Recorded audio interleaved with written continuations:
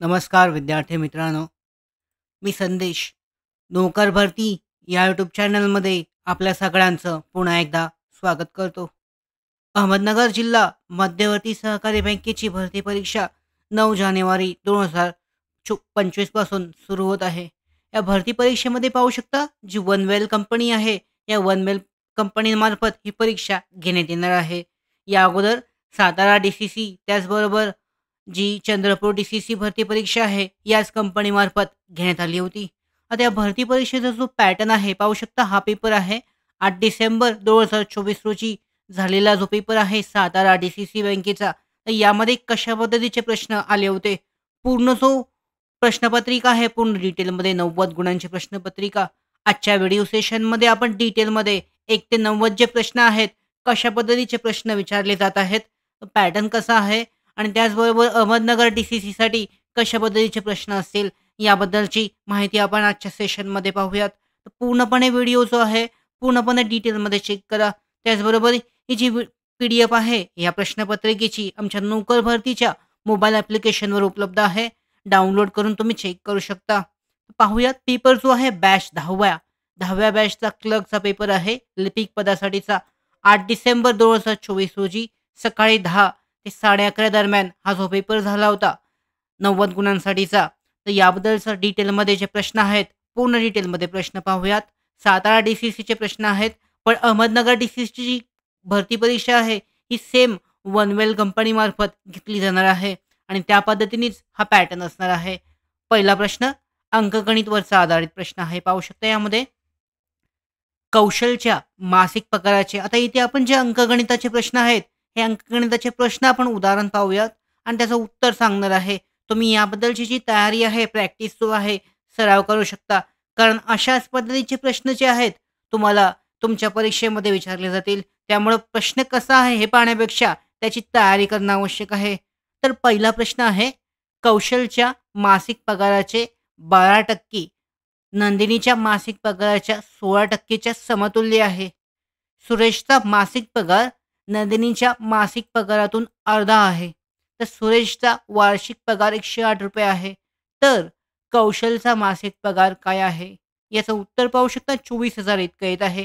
त्याचं detail solution जे आहे, याबद्दलची माहिती आजचे म्हणजे तुम्ही चेक करू शकता. तुम्ही सराव करण्यासाठी याचं उत्तर काढून सोडवू शकता. तर या पद्धतीने जे अंकगणिताचे प्रश्न आहेत, बुद्धिमत्ता याची फक्त आपण उत्तरे पाहूयात.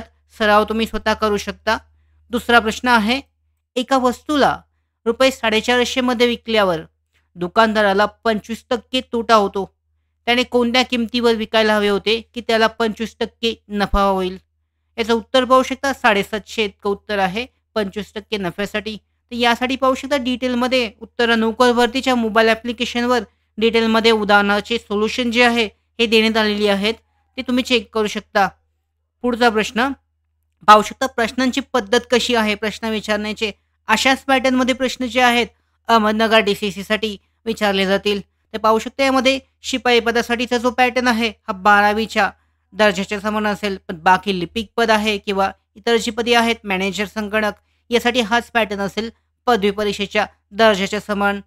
तिसरा प्रश्न, एक व्यक्ती एकूण अंतराच्या एकास 3 प्रवास 50 किलोमीटर वेगाने आणि 1/3 प्रवास जो आहे 60 किलोमीटर प्रति तास वेगाने व उर्वरित 1/3 प्रवास जो आहे हा 40 किलोमीटर प्रति तास वेगाने करतो.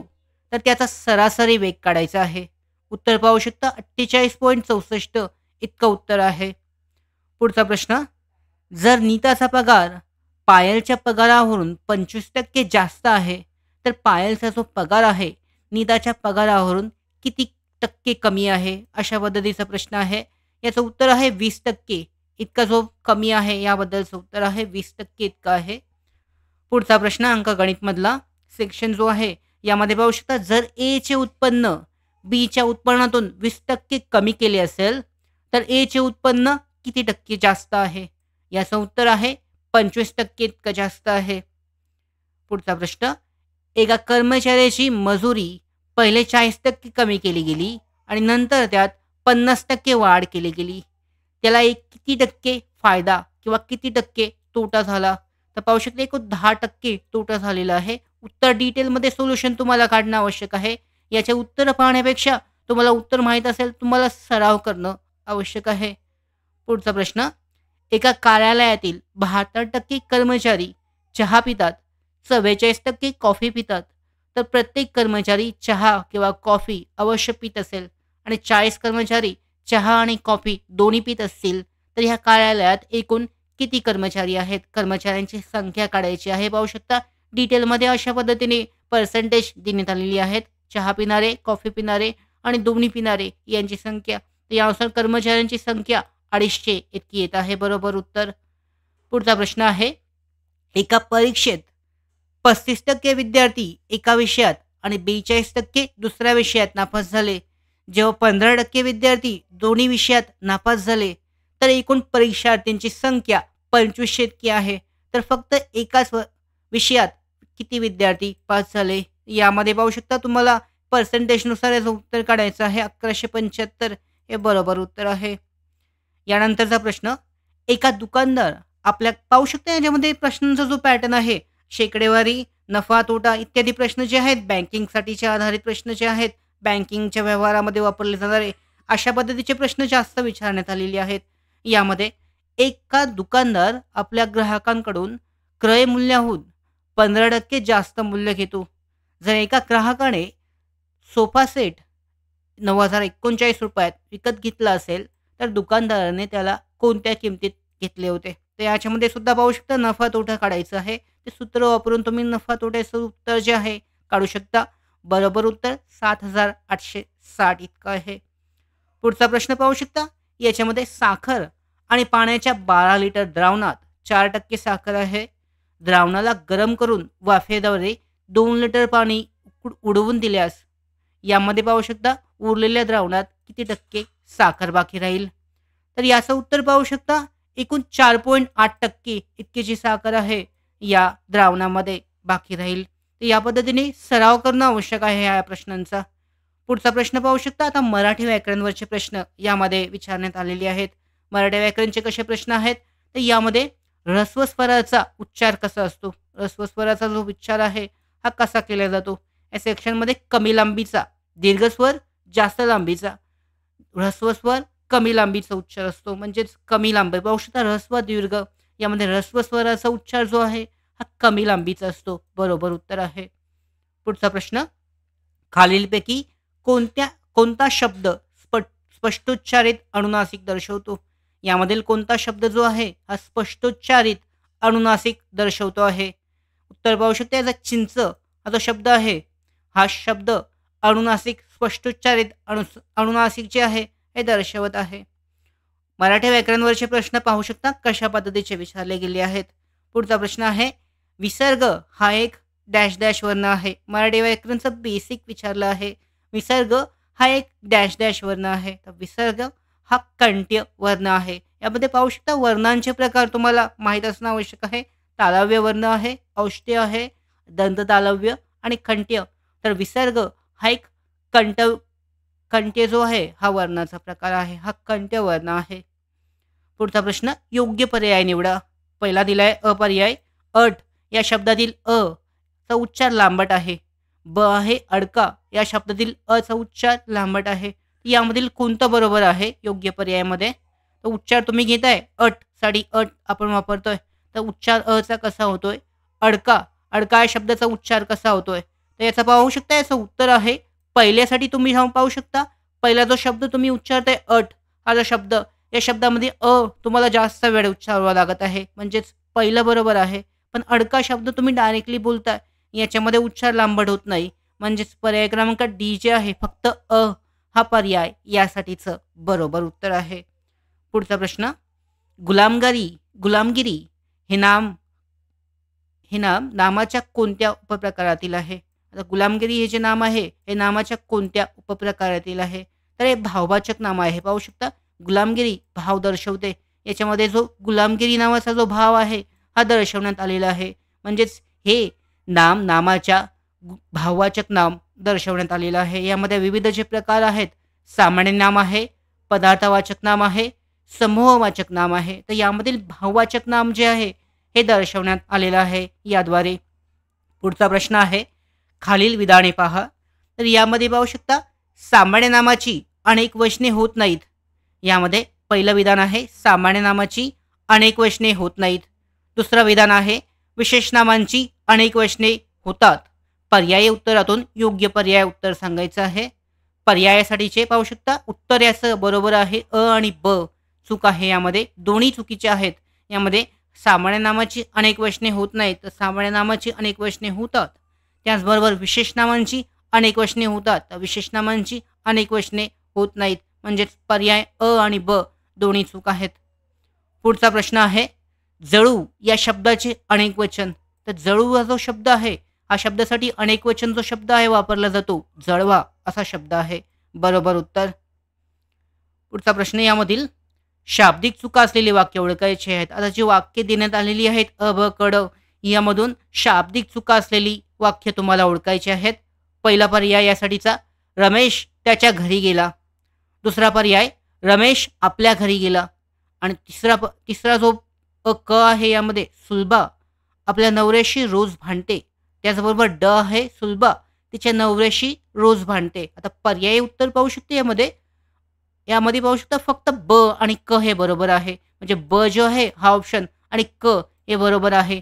यामध्ये अ जो पर्याय आहे रमेश त्याच्या घरी गेला आणि सुलभा हा जो ड पर्याय आहे यामध्ये शाब्दिक चुका आहेत. पाहू शकता यामध्ये शब्द जो आहे या शब्दांमध्ये चुकीचं म्हणजे वापरण्यात आलेलं आहे. शब्दांमध्ये चुका आहेत. तर या पद्धतीने शाब्दिक चुका ओळखण्यासाठीचा हा प्रश्न विचारण्यात आला होता.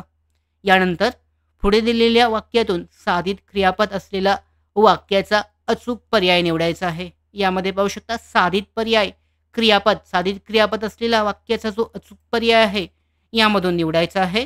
तर बरोबर उत्तर आहे जुन्या आठवणीने माझे डोळे पाणावले. हा जो पर्याय आहे यासाठीचा बरोबर आहे साधित क्रियापद असलेला वाक्याचा अचूक पर्याय आहे. यानंतरचा प्रश्न एका हाताने टाळी वाजत नाही या वाक्यातील नाही या क्रियापदास काय म्हणतात. आता हे जे क्रियापद आहे हे वापरण्यात आलेलं आहे नाही. हे जे क्रियापद आहे या क्रियापदास काय म्हटले जाते. उत्तर पाहू शकता हे क्रियापद जे आहे अनियमित पद्धतीचे क्रियापद आहे. एका हाताने टाळी वाजत नाही अशा पद्धतीने हे अनियमित आहे या क्रियापदामध्ये. त्यामुळे या क्रियापदास अनियमित क्रियापद असे म्हटले जाते. नाही हे जे क्रियापद आहे हे अनियमित आहे. यानंतरचे प्रकार आहेत शक्य क्रियापद आहे, प्रयोजक क्रियापद आहे, सिद्ध क्रियापद आहे, असे विविध प्रकारे आहेत. पुढचा प्रश्न मी ग्रंथ वाचत जाईन या वाक्यात कोणता काळ आहे. काळ ओळखायचा आहे. वाचत जाईन दररोज वाचत जाईन म्हणजेच रीती भविष्यकाळ आहे. म्हणजे दररोजचं ही क्रिया घडणार आहे, क्रिया घडत आहे. म्हणजेच मी ग्रंथ वाचत जाईन याचा काळ जो आहे हा रीती भविष्यकाळ. उत्तर बरोबर आहे. पुढचा प्रश्न तानाजी शौर्याने लढला या वाक्याचा काळ ओळखायचा आहे. तानाजी शौर्याने लढला साधा भूतकाळ या वाक्याचा काळ आहे. पाहू शकता क्रिया पूर्ण झालेली आहे साधा भूतकाळ बरोबर आहे. शौर्याने लढला लढत होता, लढून गेला लढला म्हणजे साधा भूतकाळ याचं बरोबर उत्तर आहे. पुढचा प्रश्न मंदा तू पुढे जा मी आलोच या वाक्यातील हे सर्वनाम असून त्याचा वापर क्रियाविशेषणासारखा केला आहे. विधानाबाबत उत्तराचा जो खालील पर्याय आहे तो योग्य पर्याय निवडायचा आहे. प्रश्न पाहू शकता कशा पद्धतीने विचारले जात आहेत. अशाच पद्धतीचे प्रश्न असणार आहेत पॅटर्ननुसार. वनवेल कंपनीमार्फत ही भरती परीक्षा घेतली जाते. यानंतर पाहू शकता या विधानाचा पूर्वार्ध चुकीचा आहे. संपूर्ण विधान जे आहे यामध्ये काही चूक नाही आहे. पाहू शकता या विधानामध्ये कोणत्याही पद्धतीची चूक नसून हे पूर्ण विधान बरोबर आहे. पुढचा प्रश्न पर्यायी उत्तरांमधून अपकर्षवाचक संख्यावाचक जे क्रियाविशेषणाचे योग्य उत्तर आहे हे सांगायचं आहे. यामध्ये उत्तरांमधून अपकर्षवाचक जे संख्यावाचक क्रियाविशेषण आहे ओळखायचं आहे. पाहू शकता पर्याय माझ्या चहात किंचित साखर टाक. यांच्यानंतर पाहू शकता आजच्या जेवणात फार वापरण्यात आलेलं आहे. याच्यानंतर पाहू शकता केवळ माझ्यामुळेच. तो याच्यामध्ये तर कोणताही क्रियाविशेषण संख्यावाचक क्रियाविशेषण वापरण्यात आलेलं नाही. पुढचा जो पर्याय आहे डी आजकाल जीवनात मोजकेच. इथे पाहू शकता संख्यावाचक क्रियाविशेषण आहे पण आपल्यासाठी अपकर्षवाचक संख्यावाचक क्रियाविशेषण आवश्यक आहे.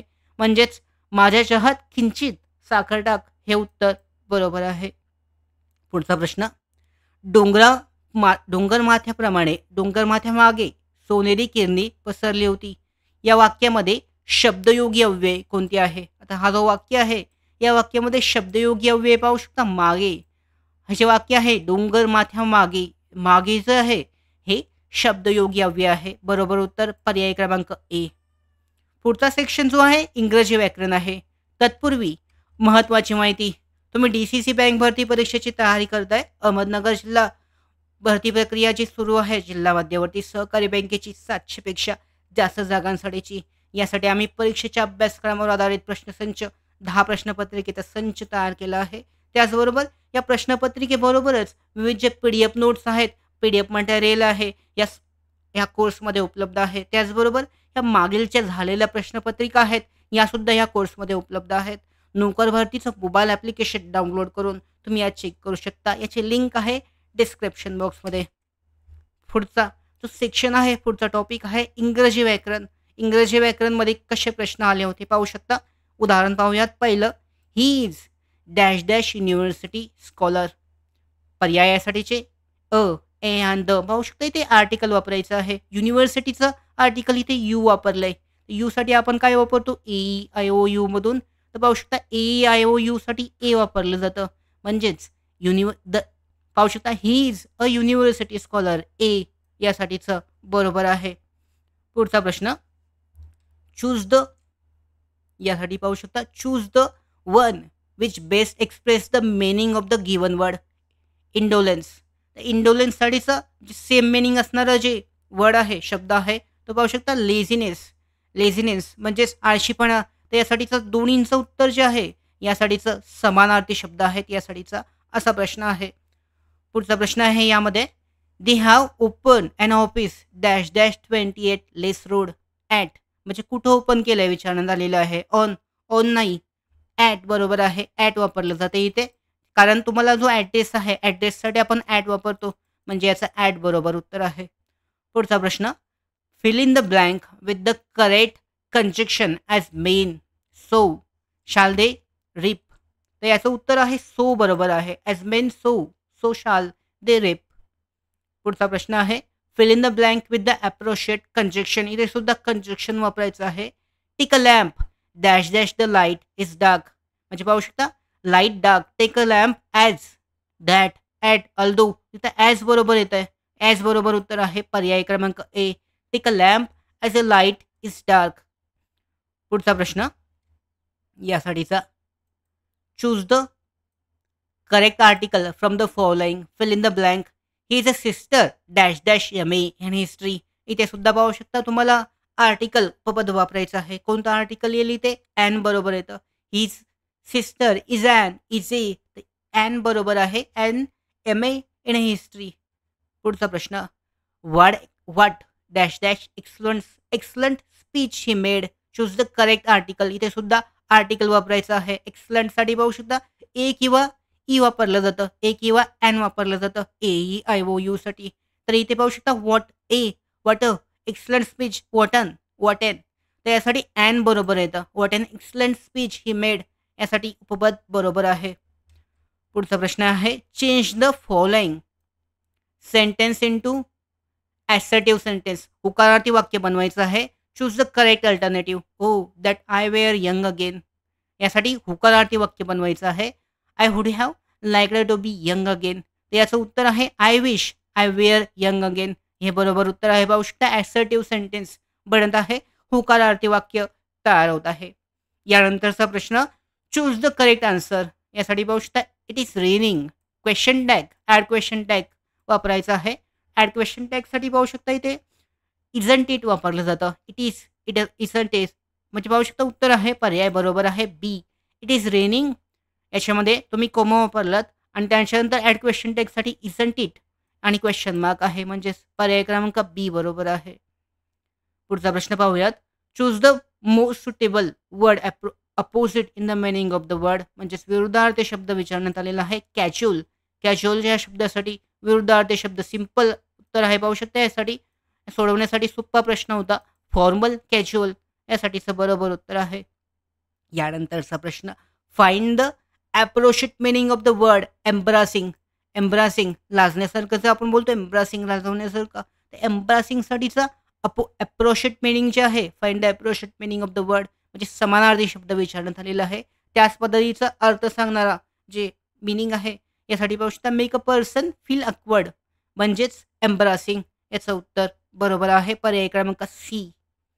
पुढचा प्रश्न आहे which of the following word meaning a government official has been spelled correctly. आता हा जो शब्द आहे विच ऑफ द वर्ड याच्यामध्ये गव्हर्नमेंट ऑफिशियलसाठीचा जो वापरला जाणारा स्पेल्ड आहे शब्द आहे यासाठी काय शब्द बरोबर आहे. तर यासाठी पाहू शकता ब्युरोक्रेट हा जो शब्द आहे पहिला पर्याय क्रमांक ए बरोबर आहे. पुढचा प्रश्न पाहूयात. Choose the correct meaning if the given idiom and phrases Hobson's choice. यासाठी पाहू शकता करेक्ट मीनिंग असणारा शब्द ओळखायचा आहे. हॉब्सन्स चॉईस यासाठी पाहू शकता accept the leave the offer. Accept or leave the offer म्हणजे यासाठी पाहू शकता हा म्हणींचा आहे. हा म्हण आहे अशी म्हणायला गेलं तर याची म्हण आहे ऑप्शन्स चॉईस. तर यासाठी काय बरोबर उत्तर आहे म्हणजे या म्हणीचा अर्थ विचारण्यात आलेला आहे. पाहू शकता पर्याय एक्सलंट चॉईस, फिलिंग अनसिक्युरिटी आहे, फिलिंग ऑफ स्ट्रेंथ. तर यामध्ये उत्तर आहे accept or leave the offer. पर्याय क्रमांक ए बरोबर आहे ऑप्शन्स चॉईससाठीचा. यानंतरचा प्रश्न आहे identify the correct sentence. Neither pride nor prejudice affect him. Each of these qualities are not to be found in him. तर यासाठीचं उत्तर आहे दोन्ही जे आहेत करेक्ट सेंटेन्स आहेत. कोणत्याही सेंटेन्समध्ये कोणत्याही पद्धतीची यामध्ये चूक दर्शवण्यात आलेली नाही आहे. पुढचा प्रश्न पाहूयात. यामध्ये इंग्रजी व्याकरणवरचंच आहे. Which of the sentence is correct. पहिला पर्याय above water meter is 1 meter. त्यानंतर वॉटर मीटर इज 1 मीटर आणि वॉटर मीटर इज 1 मीटर. तर यामध्ये स्पेलिंग करेक्शन करायचं आहे तुम्हाला. कोणता शब्द बरोबर आहे तर पहिला जो आहे यामध्ये कोणत्याही पद्धतीची चूक नसताना बरोबर शब्द आहे. यामध्ये पाहू शकता स्पेलिंग करेक्शन स्पेलिंग ज्या रॉंग आहेत बीमध्ये रॉंग आहे मीटरमध्ये. यानंतर इथे पाहू शकता वॉटर मीटरसाठीची जे स्पेलिंग करेक्शन आहे स्पेलिंग चुका आहेत त्यामधून बरोबर आहे फक्त ए जे आहे हे सेंटेन्स बरोबर आहे. आता महत्त्वाचं म्हणजे हे जे प्रश्न आहेत हेच प्रश्न काही प्रश्न यामधून रिपीट होऊ शकतात.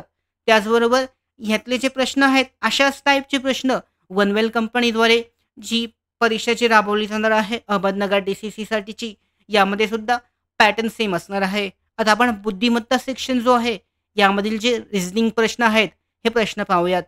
पहिला प्रश्न पाहू शकता नातेसंबंधावरचा प्रश्न आहे. डी हा केचा भाऊ आहे. एम ही केची बहीण आहे. आर हे डीचे वडील आहेत आणि एस ही एमची आई आहे. तर के चे आरशी नाते काय आहे असा प्रश्न आहे. उत्तर आहे मुलगा किंवा मुलगी. तर या पद्धतीने नातेसंबंधावरचा हा एक प्रश्न झाला. यानंतर पाहू शकता दुसरा प्रश्न वयावरचा विचारण्यात आलेला आहे. प्रश्न असा आहे कल्याणी ही वीणाची सासू असून वीणा ही अशोकची वहिनी आहे. पाहू शकता हा प्रश्न सुद्धा नातेसंबंधावरचा आहे. आकाशची वहिनी आहे. धीरज हा सुधीरचा सासरा असून अशोकचा एकुलता एक भाऊ आहे. कल्याणीचे अशोकशी नाते काय तर आई हे उत्तर बरोबर आहे. पाहू शकता हा प्रश्न सुद्धा दुसरा प्रश्न सुद्धा नातेसंबंधावर आधारित प्रश्न विचारण्यात आलेला आहे. तिसरा प्रश्न कसा आहे तिसरा प्रश्न सुद्धा नातेसंबंधावरचा आहे. काही वेळेला जे प्रश्न आहेत यामध्ये अशा पद्धतीचे विचारले जातात. तिसरा प्रश्न पाहू शकता जर ए आणि बी चा अर्थ पाहू शकता यामध्ये ए इन एक्स बी चा अर्थ ए बी चा भाऊ असा घेतला तर यामध्ये थोडा कोडिंग पद्धतीचा प्रश्न आहे नातेसंबंधामधला. तर ए गुणिले बी गुणिले सी गुणिले डी या विधानाच्या आधारे पुढील कोणत्या विधानाच्या सत्यतेची जी खात्री देता येणार नाही. तर यामध्ये पाहू शकता याचं उत्तर आहे डी हा बीचा भाऊ आहे. तर या पद्धतीने याच्यामध्ये तुम्हाला सत्यता पडताळायची आहे. प्रोबॅबिलिटी पद्धतीचा प्रश्न आहे की कोणता या पद्धतीने बरोबर येईल. नातेसंबंधावरचा फक्त थोडासा वेगळ्या पद्धतीने प्रोबॅबिलिटी टाईप हा प्रश्न विचारण्यात आलेला होता. पुढचा प्रश्न रांगेवरचा आहे. बैठक व्यवस्थावरचा प्रश्न पाहू शकता. एका रांगेमध्ये किसन डावीकडून 13व्या स्थानावर आहे. रमन उजव्या बाजूने 12व्या स्थानावर आहे. जर किसन आणि रमेशने जागांची अदलाबदल केली तर किसन डाव्या बाजूने 20व्या स्थानावर येतो. तर या रांगेमध्ये किसन आणि रमन यांची खेरीज जी किती व्यक्ती असतील तर यामध्ये पाहू शकता बैठक व्यवस्था आहे. एवढे बैठक व्यवस्था या साईडला रांगेमध्ये पहिल्या बाजूने येणारे प्रश्न अशा पद्धतीचा प्रश्न हा असतोच. तर या पद्धतीने तुम्हाला सराव करणं आवश्यक आहे. बरोबर उत्तर 29 इतकं आहे. पुढचा प्रश्न सुद्धा रांगेवरचा आहे. बैठक व्यवस्था. एका रांगेत एक्स समोरून 14व्या आहेत. वाय शेवटून 17व्या आहेत. झेड हे एक्स व वाय यांचे नेमके मधोमध आहेत आणि रांगेत 48 व्यक्ती आहेत. तर एक्स आणि व झेड यांच्यामध्ये एकूण किती व्यक्ती आहेत? त्याचं उत्तर आहे एकूण 8. यानंतरचा प्रश्न आपण पाहू शकता आता, जो रिझनिंगमध्ये विचारण्यात आलेला आहे.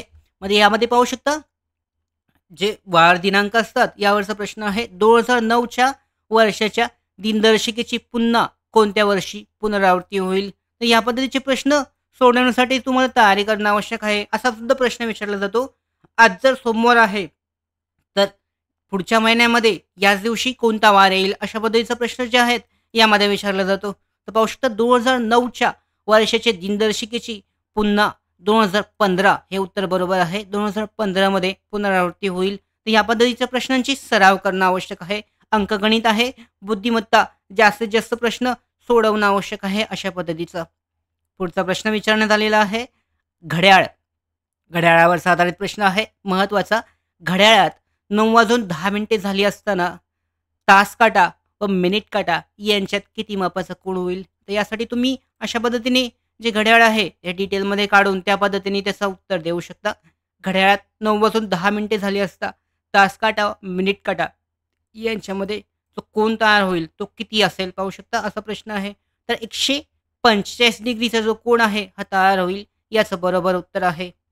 पुढचा प्रश्न पाहू शकता, कोडिंगवरचा आहे. कोडिंग डिकोडिंगवरचा.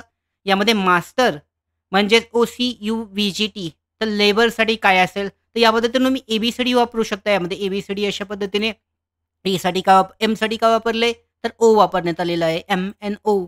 यानंतर पाहू शकता ए साठी इथे सी आलंय, ABC म्हणजे एक जो आहे सोडून पुढे वापरण्यात आलेला आहे. आता एल साठी पाहू शकता LMN, तर एन पहिले येईल याच्यामध्ये. या पद्धतीने पाहू शकता इथे एन वापरण्यात आलेले 3 पर्याय आहेत. यानंतर ए साठी BC, तर यासाठी सी असेल. यामध्ये पाहू शकता एन आणि सी आहे. तर यासाठी बरोबर उत्तर आहे ते पर्याय क्रमांक ए बरोबर येते. पाहू शकता एन आणि सी सुरुवातीला आलेलं आहे. तर अशा पद्धतीने कोडिंगवरचा जो प्रश्न आहे तुम्ही सोडवू शकता.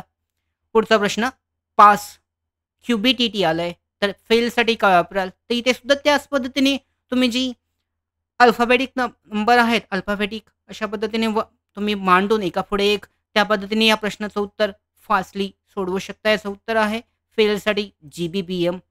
पर्याय क्रमांक बी बरोबर आहे. कोडिंगसाठी 3 प्रश्न आले होते पाहू शकता. सोपी प्रश्नपत्रिका आहे ही. यामध्ये प्रश्न होता. पुढचा प्रश्न CEDH साठी HDEC असेल, तर PNRV साठी काय असेल? त्यामध्ये पाहू शकता इथे तुम्हाला वेगळ्या पद्धतीने विचारण्यात आलेलं आहे. उत्तर दिलेलं आहे. तर इथे तुम्हाला याच्याबद्दलचा जो काय असेल विचारण्यात आलेला आहे, तर VRNP पर्याय क्रमांक ए बरोबर आहे. याची प्रॅक्टिस करणं आवश्यक आहे. तर अशा पद्धतीने बुद्धिमत्ता सेक्शनवर प्रश्न विचारले जातात. नफात याच्यामध्ये पाहू शकता नातेसंबंध आहे, रांगेमधील प्रश्न आहेत, त्याचबरोबर वेन डायग्राम आहे, प्रोबॅबिलिटी, कोडिंग डिकोडिंग आहे, घड्याळावरचा प्रश्न आहे. असे प्रश्न विचारले जातात. आता आपण तो शेवटचा सेक्शन आहे, महत्त्वाचा सेक्शन, सामान्य ज्ञान, चालू घडामोडी, बँकिंग सेक्शनवरचे प्रश्न पाहूयात. पहिला प्रश्न आलेला, नरसिंहम समितीची स्थापना डॅश डॅश करता करण्यात आलेली होती. त्याचं उत्तर पाहू शकता, बँक व्यवसायातील सुधारणा करण्यासाठी नरसिंहम समितीची स्थापना करण्यात आली होती. पुढचा प्रश्न आहे, व्यवहारातील बॅलन्स ऑफ पेमेंट्स संबंधित खालील बाबी विचारात घ्यायच्या आहेत. चलन संकोच धोरणाचा अवलंब, खर्च कमी करणे, आयात वृद्धी, परकीय मदत. पर्यायी उत्तरे पाहू शकता यासाठीचं 1, 2 आणि 4 यासाठीचं बरोबर आहे. व्यवहारातील बॅलन्स ऑफ पेमेंट संबंधी याच्यामध्ये कोणती जी विधानं आहेत, पर्याय आहेत, यासाठीचं बरोबर आहे 1, 2 आणि 4. तिसरं जर तुम्ही पाहिलं आयात वृद्धी, तर यामध्ये येत नाहीये, म्हणजेच 1, 2 आणि 4 यासाठीचं बरोबर आहे. पुढचा प्रश्न आहे, यामध्ये कोणत्या संघटनेतील मालसाठ्याच्या संरचनेचे निर्धारण करताना अल्प परंतु मौल्यवान, अनेक परंतु न्यूनमूल्य या लोकप्रिय मूलभूत तत्वाचा वापर केला जातो? बँकिंग सहकारमधील प्रश्न आहे. ABC विश्लेषण हे जे आहे हे तत्व यामध्ये वापरलं जातं. यातील काही प्रश्न शक्यतो रिपीट होऊ शकतात. त्यामुळे हे प्रश्न तुम्हाला तयारी करणं आवश्यक आहे. मागील प्रश्न ज्या झालेल्या प्रश्नपत्रिका आहेत ऑक्टोबर, नोव्हेंबर, डिसेंबरमध्ये ज्या डी-सी-सी बँकेच्या या सगळ्या नोकर भरतीच्या मोबाईल ॲप्लिकेशनवर उपलब्ध आहेत. तुम्ही चेक करू शकता. पुढचा प्रश्न डॅश डॅश हे माध्यम ग्रामीण केंद्रित माध्यम आहे. कोणतं माध्यम हे ग्रामीण केंद्रित माध्यम आहे? पर्याय खरेदी स्थान, पॉइंट ऑफ पर्चेस, पी-ओ-एस बोलतात त्याला. त्यानंतर पाहू शकता मुद्रित माध्यम साहित्य आहे. प्रात्यक्षिके, जाहिरात फलकासह सजवलेल्या बैलगाड्या. तर यामध्ये सोप्पा उत्तर आहे पाहू शकता. प्रात्यक्षिके, जाहिरात फलकासह सजवलेल्या बैलगाड्या. हे तिसरं जे आहे हे ग्रामीण केंद्रित माध्यम आहे. पी-ओ-एस हे शहरामध्ये वापरलं जातं. पुढचा प्रश्न डॅश डॅश ही आधुनिक विपणनाची थेट विक्री पद्धती आहे. तर भ्रमणध्वनीद्वारे जी विक्री केली जाते ही आधुनिक सिस्टीम आहे. आता सध्या जी मार्केटिंग पद्धत आहे किंवा विक्री पद्धत आहे, आधुनिक विपणन पद्धत ही भ्रमणध्वनीद्वारे म्हणजेच मोबाईलद्वारे केली जाते. टपालद्वारे विक्री किंवा टपालद्वारे मागणी नोंदी, माहिती संचालकाद्वारे विक्री, ह्या तिन्ही जे आहेत ह्या जुन्या पद्धती आहेत. भ्रमणध्वनी म्हणजेच मोबाईलद्वारे विक्री पद्धत ही आधुनिक पद्धत आहे. पुढचा प्रश्न डॅश डॅश हे विश्व व्यापार संघटनेचे महासंचालक आहेत. चालू घडामोडींमधील प्रश्न आहे पाहू शकता. विश्व व्यापार संघटना म्हणजेच WTO वर्ल्ड ट्रेड ऑर्गनायझेशनचे महासंचालक कोण आहेत? उत्तर आहे गोनो फेडरिक. हे जे आहेत योनो फेडरिक हे याचं बरोबर उत्तर आहे. पुढचा प्रश्न आहे प्रधान अंदाजपत्रकात पुढील बाबी अंतर्भूत होतात. तर प्रधान जो अंदाजपत्रक आहे यामध्ये कोणकोणत्या बाबी अंतर्भूत केल्या जातात? बँकिंग आणि सहकारमधील महत्त्वाचा प्रश्न. तर यामध्ये पाहू शकता अंदाजित रोखता प्रभाव हे याचं बरोबर उत्तर आहे. हे अंदाजपत्रकामध्ये अंतर्भूत केलं जातं. पुढचा प्रश्न क्रिसिल ही रेटिंग एजन्सी आहे. क्रिसिल द्वारे वापरण्यात येणारे AAA चिन्ह काय दर्शवते? त्यामध्ये क्रिसिल जी रेटिंग देते, जे बँकिंग सिस्टीमसाठी रेटिंग देते, CRI, SIL यांच्यामार्फत जी रेटिंग दिली जाते, यामध्ये AAA रेटिंगचा अर्थ काय असतो? तर बरोबर उत्तर आहे सर्वोच्च पददर्जा. सर्वोच्च जी लोन रेटिंग आहे, सर्वोच्च पददर्जा क्रिसिलद्वारे देण्यात येते. AAA ही बँकिंगसाठीची रेटिंग सिस्टीम आहे. पुढचा प्रश्न मुदत कर्जाचे मुदतीआधी शोधन केल्यास त्यातून व्याजदर विषयक डॅश डॅश पद्धतीची जोखीम निर्माण होईल. काही प्रश्न मराठीमध्ये जर तुम्हाला कठीण वाटत असेल तर मी इंग्लिशवर म्हणजे हे करू शकता, स्विच करू शकता आणि इंग्लिशमध्ये तुम्ही त्याचं उत्तर देऊ शकता. परंतु तुम्ही मराठीमध्ये तयारी केली असेल तर मराठीमधूनच देणं चांगलं पडू शकतं. पाहू शकता मुदत कर्जाचे मुदतीआधी शोधन केल्यास त्यातून व्याजदर विषयक डॅश डॅश पद्धतीची जोखीम निर्माण होईल. त्याचं बरोबर उत्तर आहे अंतस्थापित पर्याय जोखीम. यासाठीचं बरोबर आहे. पुढचा प्रश्न वितरण साखळीतील सहयोगी घटकांना बाजार नेतृत्व करण्याच्या कंपन्यांसोबत राहणे अभिमानास्पद वाटते. यास काय म्हटले जाते? तर याचं उत्तर आहे संदर्भ बळ असं नाव देण्यात आलेलं आहे. बरोबर उत्तर. यानंतर पाहू शकता सातारा जिल्ह्यावर आधारित प्रश्न विचारण्यात आले होते. आता याच पद्धतीने तुम्ही अहमदनगर जिल्हा मध्यवर्ती सहकारी बँकेची तयारी करताय तर अहमदनगरचे जिल्हा आहे, अहमदनगर जिल्ह्यावर आधारित प्रश्न विचारले जाऊ शकतात. असा प्रश्न येऊ शकतो की अहमदनगर जिल्ह्याचे क्षेत्रफळ किती आहे? तर याबद्दलचं उत्तर तुम्ही तिथे देऊ शकता. त्याचबरोबर अहमदनगर जिल्ह्यामध्ये एखादं संशोधन केंद्र आहे, एखादं जे पर्यटन केंद्र आहे किंवा पर्यटन स्थळ आहे, थंड हवेचं ठिकाण आहे, याची माहिती विचारली जाऊ शकते. अशा पद्धतीने रयत शिक्षण संस्थेची स्थापना कोणत्या वर्षी झाली? तर रयत शिक्षण संस्था जी आहे 1919 साली याची स्थापना करण्यात आली होती. यानंतर पाहू शकता सातारा जिल्ह्यावर आधारित प्रश्न मराठी विश्वकोश निर्मितीचे जिल्ह्यातील ठिकाण कोणते? तर वाई या ठिकाणी मराठी विश्वकोश निर्मितीचे ठिकाण आहे. यानंतर सातारा सैनिक स्कूलची स्थापना 1961 मध्ये. यानंतर पाहू शकता यमुनाबाई वायकर या कोणत्या क्षेत्रातील प्रसिद्ध व्यक्ती आहेत? सामान्य ज्ञान वरचा प्रश्न आहे. लोककला यमुनाबाई वायकर या लोककला या क्षेत्रातील प्रसिद्ध व्यक्ती आहेत. पुढचा प्रश्न आहे बँड फायनान्स इन्शुरन्स 100 2024 नुसार ही रेटिंग एजन्सी आहे. बँड फायनान्स इन्शुरन्स 100 2024 नुसार सर्वात मजबूत विमा ब्रँड कोणता आहे? इन्शुरन्सबद्दलचा प्रश्न आहे. तर भारतीय आयुर्विमा महामंडळ LIC हा सर्वात मजबूत विमा ब्रँड मानला जातो. बँड फायनान्स इन्शुरन्स 100 या एजन्सीकडून हे रेटिंग देण्यात आलेली आहे. पुढचा प्रश्न, भारतामध्ये कोणत्या देशाच्या मदतीने AK-203 असॉल्ट रायफल तयार केले जात आहेत? भारतामध्ये रशिया. पाहू शकता चालू घडामोडी सामान्य ज्ञानमधला प्रश्न आहे. भारतामध्ये AK-203 असॉल्ट रायफल्स ह्या रशिया या देशाच्या मदतीने तयार केल्या जात आहेत. यानंतर 19 मे 2024 रोजी अंतराळ पर्यटन करणारे पहिले भारतीय कोण ठरले आहेत? पाहू शकता पुन्हा एकदा चालू घडामोडी प्रश्न. 2024च्या चालू घडामोडी आहेत, या सुद्धा तुम्हाला वाचणे आवश्यक आहे. यामध्ये गोपी धोटाकुरा हे जे आहेत 19 मे 2024 रोजी अंतराळ पर्यटन करणारे पहिले भारतीय ठरले आहेत. पुढचा प्रश्न आहे विज्ञानावरचा प्रश्न विचारण्यात आलेला आहे. खालीलपैकी कोणत्या मूलद्रव्याच्या जोडीत डायगोनल रिलेशनशिप असते? तर कोणतं मूलद्रव्य जे आहे याच्या जोडीमध्ये डायगोनल रिलेशनशिप असते? उत्तर आहे लिथियम आणि मॅग्नेशियम या जोडीमध्ये डायगोनल रिलेशनशिप असते. यानंतरचा प्रश्न, भारताचे द्वितीय संशोधन अणुभट्टी सायरस ही खालीलपैकी कोणत्या संयुक्त प्रकल्पामध्ये उभारण्यात आली? तर याचं उत्तर आहे 1960 मध्ये भारत कॅनेडियन प्रकल्पामध्ये ते उभारण्यात आली होती. यानंतरचा प्रश्न, भारतामध्ये विजेच्या वापरात सर्वात कमी हिस्सा कोणत्या क्षेत्राचा आहे? विजेचा वापर जो आहे सगळ्यात कमी कोणत्या क्षेत्रामध्ये केला जातो? सगळ्यात कमी जो आहे वाणिज्य क्षेत्र जे आहे हे भारतामध्ये सगळ्यात कमी विजेचा वापर केला जातो. पुढचा प्रश्न आहे बायोगॅस निर्मित यामुळे होते. तर बायोगॅसची निर्मिती आहे ती कशामुळे होते? तर यामध्ये पाहू शकता जैव अपघटनीय पदार्थांची किण्वन वित्तंचन यामुळे त्याची जी निर्मिती होते बायोगॅसची निर्मिती. पर्याय क्रमांक सी यासाठीचं बरोबर उत्तर आहे.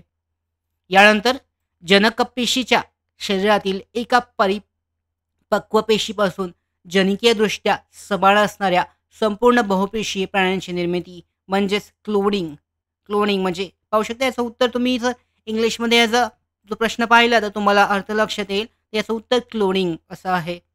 पुढचा प्रश्न आहे लिमोनाइट या लोखंडाच्या धातुकाचे रासायनिक रेणुसूत्र कोणते आहे?